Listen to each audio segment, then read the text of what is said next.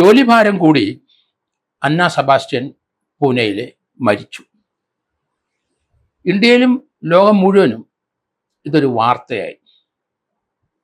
കഴിഞ്ഞ മാർച്ചിലാണ് അന്ന സെബാസ്റ്റ്യൻ എന്ന IT എക്സ്പെർട്ട് അവർ ഏണസ്റ്റ് ആൻഡ് യങ് കമ്പനിയിലെ EY കമ്പനിയിൽ പൂനെയിൽ ജോയിൻ ചെയ്ത്. അവിടെ ജോലിഭാരം വളരെ കൂടുതലായിരുന്നു. ഇവരെ കൊണ്ട് മാടിനെ പോലെ പണിയെടുപ്പിച്ചു അവരുടെ മേലധികാരികൾ. ആ കമ്പനിയിൽ 18 മണിക്കൂർ ജോലി ചെയ്താലും പണി തീരുമില്ല.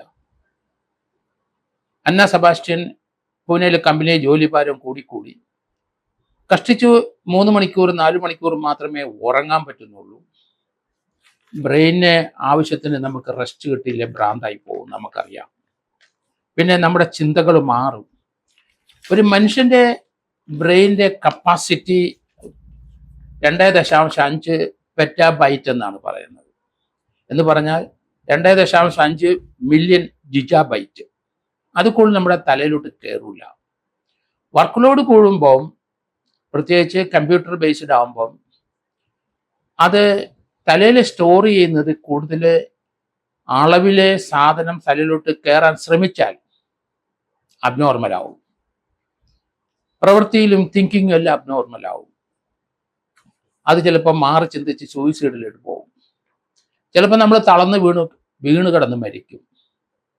അപ്പം മനുഷ്യൻ്റെ മുന്നോട്ടുള്ള ജീവിതത്തിൽ അതിപ്പം വർക്ക് ലോഡ് അല്ലെങ്കിൽ ജോലിഭാരം മാത്രമല്ല, നമ്മൾ വീട്ടിൽ ഇരുന്ന് ചുമ്മാ ഇരിക്കുന്ന ആളായാലും ചിന്തകൾ കൂടിയാലേ, ചിന്തിച്ച് പോയി നമ്മുടെ ചിന്തയുടെ 2.9 ബില്യൺ ജിഗാബൈറ്റ് കൂടുതൽ തലയിലോട്ട് കയറിയാലേ പിന്നെ മനുഷ്യൻ അബ്നോർമലാവും.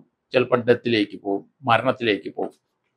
ഇവിടെ ഈ കുട്ടിക്ക് സംഭവിച്ചത് അത് തന്നെയാണ്. അന്ന സെബാസ്റ്റ്യൻ എന്ന കുട്ടിയുടെ മാതാവിൻ്റെ പേര് അനിതയാണ്. പിതാവ് CB ജോസഫാണ്. അദ്ദേഹം അഡീഷണൽ ഡയറക്ടറായിരുന്നു അഗ്രികൾച്ചർ ഡിപ്പാർട്ട്മെൻറ്റിൽ. അമ്മയും അപ്പനും നല്ല ബുദ്ധിയുള്ളവരും അവരെ നല്ല കഴിവുള്ളവരും ഒക്കെ തന്നെ. മകളെ പഠിപ്പിച്ച് ആ കുട്ടി പുതിയ EY കമ്പനിയിലെ ഏണസ്റ്റ് ആൻഡ് യങ്ങിൽ ജോലി കിട്ടിയപ്പോൾ സന്തോഷിച്ചു മാതാപിതാക്കൾ. പക്ഷേ പൂനെയിൽ പോയി കഴിഞ്ഞപ്പം അവിടുത്തെ വർക്ക് ലോഡ് കുട്ടിക്ക് സഹിക്കാൻ പറ്റാതെ വന്നു. കാരണം ഒട്ടും റെസ്റ്റ് ഇല്ല. 3 മണിക്കൂർ 4 മണിക്കൂർ കൂടി ഉറങ്ങാൻ കഴിയുന്നില്ല. ശരീരത്തിന് നമുക്കറിയാം, ഒരു മനുഷ്യൻ്റെ ആവറേജ് ഉറക്കം എത്ര വലിയ മനുഷ്യനായാലും ശരി, എത്ര ഉന്നതനായാലും ശരി, ലോകത്തിലെ ഏറ്റവും മില്യനെയർ ആയാലും ശരി, പ്രൈം മിനിസ്റ്റർ പ്രസിഡന്റ് ആയാലും ശരി, 8 മണിക്കൂർ ഉറങ്ങണം. 6 മണിക്കൂർ ചിലപ്പം പിശുക്ക് പലരും 6-7 മണിക്കൂർ അല്ലെങ്കിൽ, പക്ഷേ 8 മണിക്കൂർ സീസ്റ്റ ഉണ്ടെങ്കിൽ മാത്രമേ നമ്മുടെ ബ്രെയിൻ ആവശ്യമുള്ള റെസ്റ്റ് ഉണ്ടാവുള്ളൂ, നമ്മുടെ ചിന്തകൾ നോർമലാവുള്ളൂ, നമ്മുടെ പ്രവൃത്തികളും സംസാരവും ഒക്കെ നോർമലാവുള്ളൂ. പക്ഷേ ഡിപ്രഷൻ, ആങ്സൈറ്റി ഇതെല്ലാം ഉണ്ടായിക്കഴിഞ്ഞാൽ നമുക്ക് ഉറക്കം കുറയും. ആവശ്യത്തിന് ഉറക്കം നമുക്ക് ലഭിക്കില്ല. ഉറക്കം പലർക്കും പല രീതിയിലാണ് ലഭിക്കാതെ വരുന്നത്. ചിലർക്ക് ചൂട് കൂടിയാൽ ഉറങ്ങാൻ കഴിയില്ല, ചിലർക്ക് തണുപ്പ് കൂടിയാലും ഉറങ്ങാൻ കഴിയില്ല. AC ഇട്ട് നല്ല തണുപ്പിൽ കിടന്നാൽ ചിലപ്പോൾ ഉറങ്ങില്ല.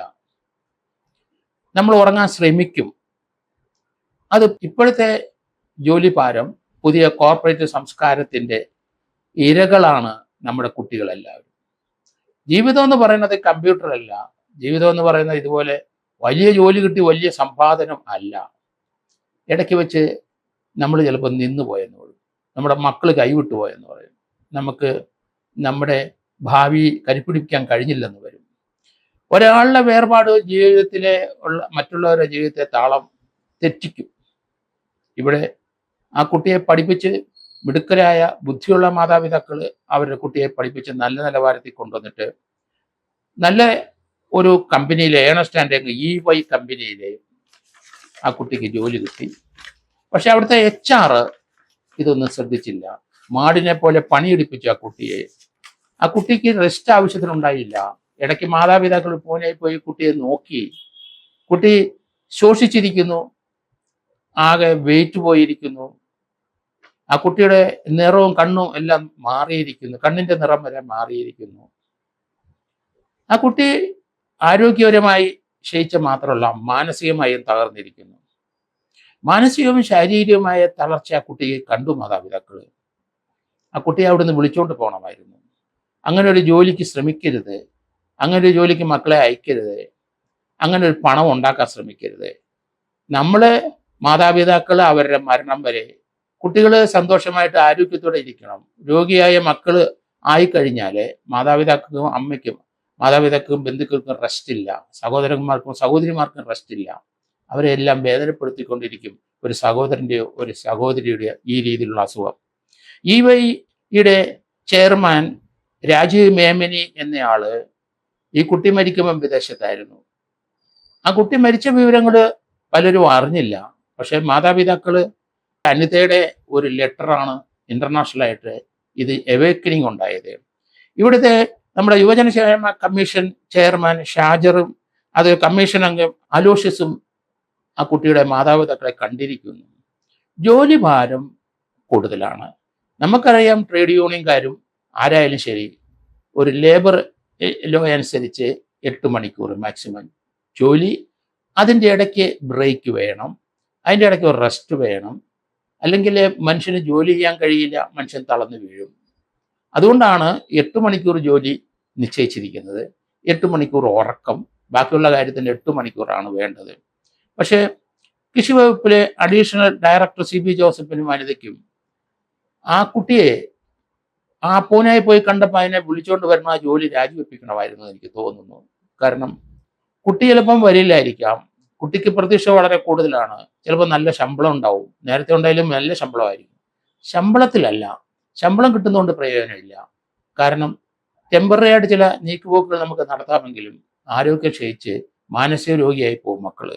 അതുകൊണ്ട് നമുക്ക് ഇതുപോലെയുള്ള വലിയ ജോലി കിട്ടിക്കഴിഞ്ഞാൽ അതിൻ്റെ പുറകെ പോകാതെ ശരീരത്തിനും മനസ്സിനും ആവശ്യമായ റെസ്റ്റാണ് ആവശ്യം. നമ്മുടെ മക്കൾ പലരും ഇപ്പം വിദേശങ്ങളിലാണ്, അവിടെ പോയി ചേക്കേറി കഴിഞ്ഞിരിക്കുന്നു. അവിടെയും ഇത് തന്നെ. കാരണം അവിടെയൊക്കെ കൂടുതൽ ജോലി ചെയ്യുമ്പോഴും ഒരു ഓഫീസിൽ 8 മണിക്കൂർ ജോലി ചെയ്തിട്ട് അടുത്ത സ്ഥലങ്ങളിൽ പോയി ജോലി ചെയ്യുകയാണ്. അവർ ദീർഘായുസ് ഉണ്ടാവില്ല, തളർന്നു വീഴും. ആവശ്യത്തിന് റെസ്റ്റ് അവർക്ക് മനസ്സിനുമില്ല, അവരുടെ ബ്രെയിനില്ല, അവരുടെ ശരീരത്തിനില്ല. ഇൻസോമാനിയ, സ്ലീപ്ലെസ്നെസ് വരും, ഇൻസോമാനിയ വരും. അതുകൊണ്ട് ഒരു ബ്രെയിൻ ഇഞ്ചുറി ഉണ്ടാവും.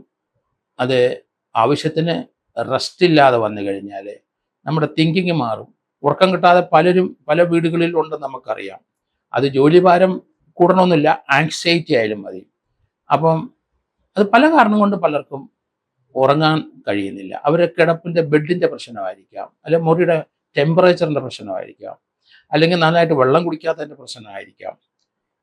അപ്പോൾ ഇങ്ങനെയുള്ള ധാരാളം പ്രശ്നങ്ങൾ നമ്മളെ അലട്ടും. അതുകൊണ്ട് ഒരു ആവറേജ് ജീവിതവും ആരോഗ്യപരമായ ഭക്ഷണവും കഴിക്കുന്നതാണ് ഏറ്റവും ഉത്തമം. കൂടുതൽ ജോലി ഭാരം കൂട്ടി പണം സമ്പാദിച്ചു പോയാൽ നമ്മൾ അധികം നാൾ ജീവിക്കത്തില്ല. അതുകൊണ്ട് ബ്രെയിനിന് ആവശ്യമുള്ള റെസ്റ്റ് കൊടുക്കണം, ശരീരത്തിനും ആവശ്യമുള്ള റെസ്റ്റ് കൊടുക്കണം. അങ്ങനെയുള്ള ഒരു ജീവിതമാണ് നമുക്ക് വേണ്ടത്. 2024 മാർച്ചിലാണ് അന്ന പൂനെയിൽ പോയി EY ജോലിക്ക് പ്രവേശിച്ചത്. പക്ഷെ ജൂലൈ 20 ആ കുട്ടി മരിച്ചു. അപ്പോൾ ഏകദേശം 3-4 മാസത്തെ വർക്ക് എന്ന് പറഞ്ഞാൽ ഹെവി ലോഡ് എത്രയായിരിക്കും എന്ന് നമ്മൾ വിചാരിച്ചോണം. ആ കുട്ടിക്ക് അത് താങ്ങാൻ പറ്റിയില്ല, അതിൻ്റെ ചിന്തകൾ മാറി, അത് മരണത്തിലേക്ക് നടന്ന് അടുത്തു. ഏണസ്റ്റ് ആൻഡ് യങ് കമ്പനി എന്ന് പറഞ്ഞാൽ നല്ല കമ്പനി ആയിരിക്കും, പക്ഷേ അവിടുത്തെ HR അവർ തീർച്ചയായിട്ടും ജോലി ഭാരം കൂടിയതുകൊണ്ടാണ് കുട്ടി മരിച്ചതിന് സംശയമില്ല. പ്രോസിക്യൂഷൻ നടപടി മാതാപിതാക്കൾ എടുക്കണം, ആ കമ്പനിക്കും കമ്പനിയുടെ HR-നും. അവരെ ഈ കുട്ടിയുടെ ഇമ്മീഡിയറ്റ് മുകളിലുള്ള മേലധികാരിക്കും എതിരെ നടപടി എത്രയും പെട്ടെന്ന്. ഇത് മാനസികമായി തകർത്താണ് ആ കുട്ടി മരിച്ചത്. അതുകൊണ്ട് തീർച്ചയായിട്ടും പ്രോസിക്യൂഷന് പോകണം. സ്കൂളിലും കോളേജിലും ഒക്കെ നല്ല ടോപ്പറായിരുന്നു ഈ കുട്ടി. വലിയ പഠിക്കുന്ന കുട്ടികളെ കാണുമ്പം എനിക്ക് ഭയമാണ്. കാരണം അബ്നോർമൽ തിങ്കിങ് വരും, അവരുടെ ജീവിതത്തിൽ അവർ തോറ്റുപോകും. പല സന്ദർഭത്തിലും നല്ല ലെവലിൽ വന്നു കഴിഞ്ഞ് പല നല്ല ഡോക്ടേഴ്സും സൂയിസൈഡ് ചെയ്യുന്നത് നമ്മൾ കണ്ടിട്ടുണ്ട്. പല എഞ്ചിനീയർമാരും സൂയിസൈഡ് ചെയ്യുന്നത്. എന്താ കാരണമെന്ന് നമുക്കറിയില്ല. അവർക്ക് ഉറക്കമില്ല, അവർക്ക് ആവശ്യം റെസ്റ്റ് ഇല്ല, അവരുടെ ചിന്തകൾ കാട് കയറിപ്പോയി, അവർ മറ്റൊരു ലോകത്തിലേക്ക് സഞ്ചരിച്ച് ആരോഗ്യപരമായി ക്ഷീണിച്ചു, മാനസികമായിട്ട് ക്ഷീണിച്ചു. അതാണ് ഇങ്ങനെയുള്ള കുട്ടികൾക്ക് സംഭവിക്കുന്നത്. ഇതിനെ സംബന്ധിച്ച് ഇന്ത്യ മുഴുവൻ ഇപ്പം വാർത്തയായി, ലോകം മുഴുവൻ ഇതൊരു വാർത്തയായി വന്നു. കാരണം അമേരിക്കയിലെ നമുക്കറിയാം, നമ്മുടെ ഇന്ത്യയുമായിട്ട് നോക്കുമ്പം 24 മണിക്കൂറിൻ്റെ ഡിഫറൻസ് വരും. ഇവിടെ രാത്രി 12 മണിയാണെങ്കിൽ അവിടെ പകൽ 12 മണിയാവും. അപ്പം നമ്മുടെ ഇന്ത്യൻ കസ്റ്റം അനുസരിച്ച് നമ്മുടെ ഇവിടുത്തെ ശീലം, നമ്മൾ 8 മണി 10 മണിയാകുമ്പം ഉറങ്ങും, രാവിലെ 6 മണിക്ക് എണീക്കും. നമ്മളെല്ലാവരും ശരീരം ട്യൂൺ ചെയ്ത് വെച്ചിരിക്കുന്നത് രാത്രി, ഇന്ത്യൻ രാത്രിയിലെ 10 മുതൽ 6 വരെ ഉറങ്ങുന്നതാണ് ഏകദേശം. അപ്പോൾ അതാണ് നമ്മുടെ ശരീരത്തിൽ ആ ആ ട്യൂണിങ് അങ്ങനെയാണ് ചെയ്തു വെച്ചിരിക്കുന്നത്. അതിൽ നമ്മൾ മാറില്ല. അമേരിക്കയിൽ പോയി നമ്മൾ ജോലി ചെയ്യുമ്പം അവിടെ പകല് നമ്മൾ രാത്രി ഉറങ്ങുന്ന സമയത്ത് അവിടെ ജോലി ചെയ്യേണ്ടി വരും. അത് ശരീരം അക്സെപ്റ്റ് ചെയ്യത്തില്ല, ബ്രെയിൻ അക്സെപ്റ്റ് ചെയ്യത്തില്ല. അതാണ് മെയിൻ ആയിട്ടുള്ള പ്രശ്നം. അമേരിക്കയിലെ ചില കമ്പനിയിൽ ഇന്ത്യയിലിരുന്ന് പല കുട്ടികളും ജോലി ചെയ്യുന്നുണ്ട്. അവിടുത്തെ ജോലി സമയം നമ്മുടെ ഇവിടുത്തെ പോലെ രാവിലെ 8 മണി എന്ന് പറയുന്നത് അവരുടെ 8 മണി, നമ്മുടെ രാത്രി 8 മണിയാണ്. അപ്പം നമ്മൾ ഉറങ്ങുന്ന, ചെറുപ്പം പോലെ ശീലിച്ചു വന്ന ആ ഉറക്ക സമയത്ത് തന്നെ നമ്മൾ ഉറക്കളച്ചിരുന്ന് ആ കമ്പനിക്ക് വേണ്ടി ജോലി ചെയ്തുകൊണ്ട് വരും. അപ്പം നമുക്ക് അത് ശരീരം അക്സെപ്റ്റ് ചെയ്യത്തില്ല, പൊരുത്തപ്പെടില്ല. അത് കുറേ നാൾ ചെയ്ത് കഴിയുമ്പം നമ്മൾ വേറൊരു മനുഷ്യനാവും, നമ്മൾ സൂയിസൈഡിലേക്ക് പോകും, ഡിപ്രഷനിലേക്ക് പോകും, ഹെൽത്ത് ഇല്ലാതെ നമ്മൾ മരണമടയും. അതുകൊണ്ട് ഇതുപോലെയുള്ള കമ്പനിയിൽ ജോലി ചെയ്യുന്ന ആൾക്കാർ 8 മണിക്കൂർ കൂടി ജോലി ചെയ്യാൻ പാടില്ല. കൂടുതൽ പണം സമ്പാദന കമ്പനിയിൽ ജോലി പോകും. ജോലി പോയാലും സാരമില്ല. നമ്മുടെ കുട്ടികൾ ആരോഗ്യത്തോടെ, മാനസികമായും ശാരീരികമായ ആരോഗ്യത്തോടെ മാതാപിതാക്കളുടെ ഒപ്പം അല്ലെങ്കിൽ അവർ ജീവിക്കുന്ന കാണുന്നതിലാണ് മാതാപിതാക്കൾക്ക് സന്തോഷം.